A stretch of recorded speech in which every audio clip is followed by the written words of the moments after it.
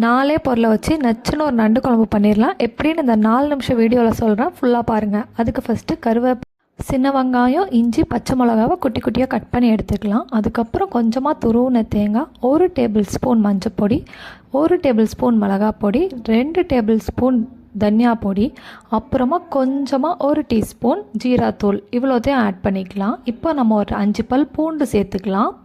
இவ்வளோத்தையும் மசாலாலாம் எடுத்ததும் நல்லா அரைச்சி எடுத்துக்கணும். அந்த தேங்காவோடு இந்த மசாலாவும் போட்டு இந்த மாதிரி நல்லா கொரகொரப்பாக அரைச்சி எடுத்துக்கணும். இப்போ ஒரு லெமன் சைஸ் புளியை நல்லா கரைச்சி அரைச்சி வச்சுருக்கோம் இல்லையா, பேஸ்ட் அதோட ஆட் பண்ணிக்கணும்.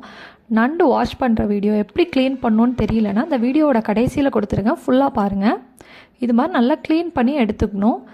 இப்போ நம்ம அடுப்பை ஆன் பண்ணி அதில் ஒரு கடாய் வச்சுக்கலாம், இல்லை ஸ்டீல் பேன் வச்சுக்கலாம், எதுனாலும் வச்சுக்கலாம். இப்போ நம்ம அதில் 1 டேபிள் ஸ்பூன் எண்ணெய் ஆட் பண்ணாலே போதும். நான் தேங்காய் எண்ணெய் ஆட் பண்ணியிருக்கேன், உங்களுக்கு என்ன எண்ணெய் பிடிக்குமோ அதை ஆட் பண்ணுங்கள். இப்போ நம்ம கடுகு ஆட் பண்ணிக்கலாம்.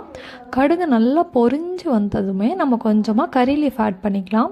கறி லீஃப் ஆட் ஆனதும் நம்ம ஆல்ரெடி கட் பண்ணி வச்சுருக்கோம் இல்லையா, நம்மளோட அந்த நச்சுன 4 இன்க்ரீடியண்ட்டும் இதில் ஆட் பண்ணிக்கலாம். இது நல்லா இந்த மாதிரி வதங்கி வந்த அப்புறமா நம்ம அரைச்சி வச்சுருக்க பேஸ்ட்டை இதில் ஆட் பண்ணிடணும். நம்மளோட சேனலை கண்டிப்பாக சப்ஸ்கிரைப் பண்ணிக்கோங்க. பேஸ்ட் ஆட் பண்ண அப்புறமா கொதிக்கணும் அப்படின்லாம் நம்ம வெயிட் பண்ண வேணாம். இப்போ நம்ம க்ளீன் பண்ணி வச்சுருக்க நண்டை டேரெக்டாக இதில் போட்டுடலாம். ரெண்டுமே சேர்ந்து வேகும், அப்போ தான் கரெக்டாக இருக்கும். நல்லா இந்த மாதிரி கிளறி விட்டுக்கோங்க, நல்லா மிக்ஸ் ஆகணும். நண்டு மூழ்கிற அளவுக்கு மசாலா பேஸ்ட் நம்ம அரைச்சிருக்கணும்.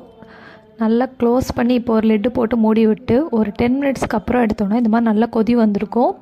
இப்போ நல்லா நீங்கள் இன்னொரு வாட்டி மிக்ஸ் பண்ணி விட்டுக்கோங்க. அப்போ தான் ஈவனாக எல்லா பக்கமும் மசாலா பிடிக்கும், நண்டுக்குள்ளே இறங்கணும் இல்லையா, அதனால். ஸோ நல்லா மிக்ஸ் பண்ணி விட்டு திரும்ப ஒரு லிட் போட்டு ஒரு 5 மினிட்ஸ் வந்துட்டு மூடி விட்டுறலாம். அடுப்பை ஒரு மீடியம் ஃப்ளேம்லேயே வச்சுக்கோங்க. யாருக்கெல்லாம் நண்டு பிடிக்கும்னு கண்டிப்பாக கமெண்ட் பண்ணுங்கள். இப்போ நீங்கள் இந்த ஸ்டேஜில் வந்துட்டு உப்பு போட ஆரம்பிச்சிடலாம். உப்பு கம்மியாக போடுங்க, எப்போவுமே சீ ஃபுட்டில் நிறைய உப்பு வரும்.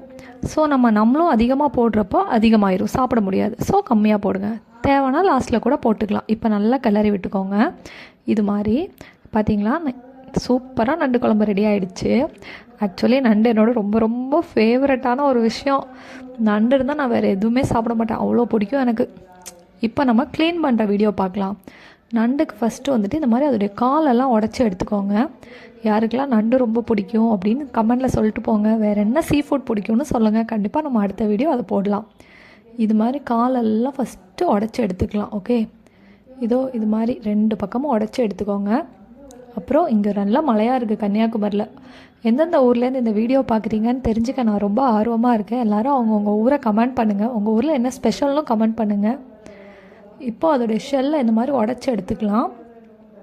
எடுத்துகிட்டு இதோ மேலே இருக்குல்லையே, இது ஃப்ளஷ் கிடையாது, இது வேஸ்ட்டு தான். இதையும் நம்ம இந்த மாதிரி எடுத்துடணும்.